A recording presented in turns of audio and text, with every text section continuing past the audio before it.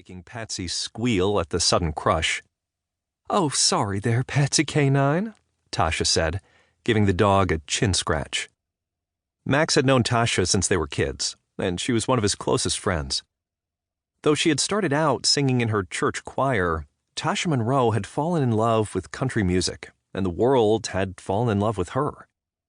With multiple platinum albums under her rhinestone belt, and at only 32, she was the artist that most up-and-coming musicians wished to emulate. A superstar now, Tasha was better at deflecting the negative aspects of celebrity than Max was. She never apologized for her ambition and knew precisely who she was. Now she gave Max a once-over. "Damn, how are you always so freaking effortless?" Max not only had the musical pedigree, he had also inherited his father's impossibly good looks. Dark hair that settled back into perfect waves when he ran a hand through it, a 5 o'clock shadow that worked so well on him you'd wonder why he'd ever shave, cheekbones for days, and long eyelashes that framed deep brown eyes.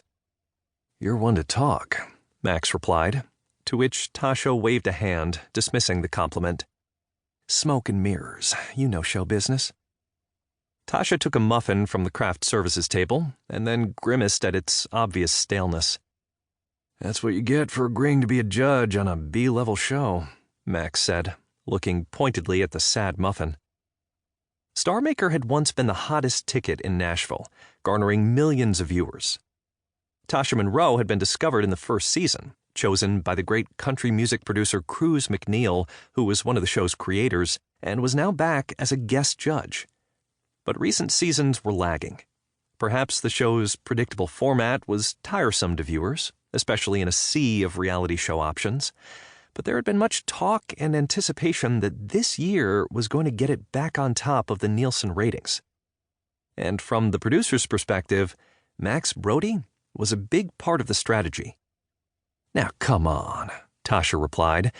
"Didn't you hear we have the Max Brody joining this season?"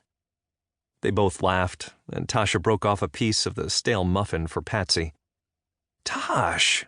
Max twisted away, but not before Patsy got the treat. "You know she can't have gluten." Tasha rolled her eyes, her fake eyelashes so long they hit above her eyebrows. "Max, you know she can. Look how happy she is, aren't you, girl, aren't you?" Tasha cooed, giving her another small bit of muffin, despite Max's annoyed glare. "Nice sweater, by the way." "Oh, thanks." Max ran his hand over Patsy's sweater and felt a wave of pride.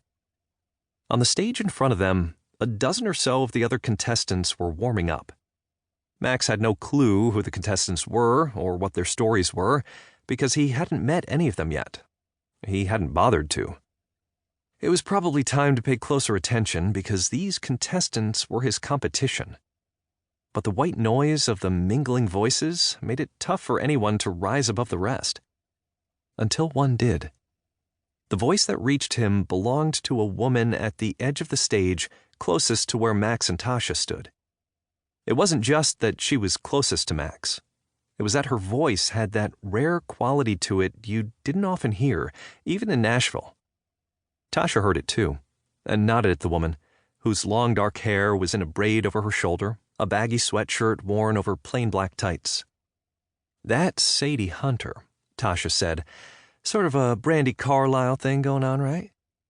Max frowned, watching Sadie Hunter pace in a slow circle near the edge of the stage. Then she turned toward them, and Max got a complete picture. She wasn't just talented, she was gorgeous too. A gentle pink hue to her cheeks, and those eyes, blue as a bluebird. Tasha nudged Max's shoulder with her own. "Pretty as a peach?" "In that vanilla pop star sort of way, I guess." Max shrugged. "Bit sweet for me." Tasha replied, giving him a wry smile. "I don't know. She sort of seems just your type." "Hush up." Max raised his eyebrow at his friend. Just then, Cruz McNeil sidled up to them, a young guy with movie star hair and a huge smile following a step behind him. "Tasha, love, I want you to meet someone," Cruz said, completely ignoring Max. His silver hair...